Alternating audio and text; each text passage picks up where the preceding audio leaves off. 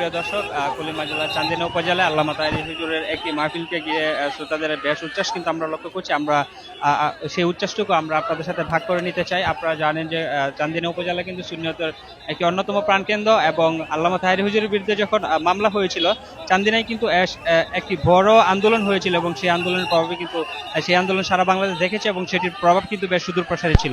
আজকে সুন্নি জনতা যখন তাদের সেই অগ্রনায়ককে পেয়েছে, এবং যিনি নির্ভীকতার সাথে ওনার পথ চলছেন এবং আপসীন সংগ্রামের মাধ্যমে সুন্নিয়ত নামক চেতনাকে সমুন্নত করার চেষ্টা চালিয়েছেন, তাকে ওনারা কাছে পেয়ে কিন্তু আজ বেশ উচ্ছ্বসিত এবং আনন্দিত।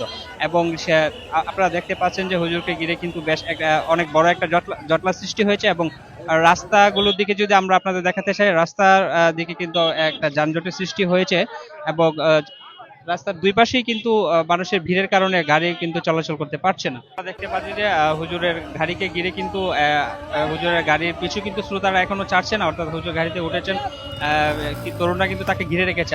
আপনাদের জন্য আপনাদের আর কি কথা জানাতে চাই যে হুজুরের মাহফিলে যে সকল শ্রোতা আছেন তার মধ্যে তরুণদের কিন্তু একটি বড় অংশ রয়েছে, অর্থাৎ তরুণরাই কিন্তু আল্লামা তাহেরি হুজুরের বড় শ্রোতাদের একটি বড় অংশ।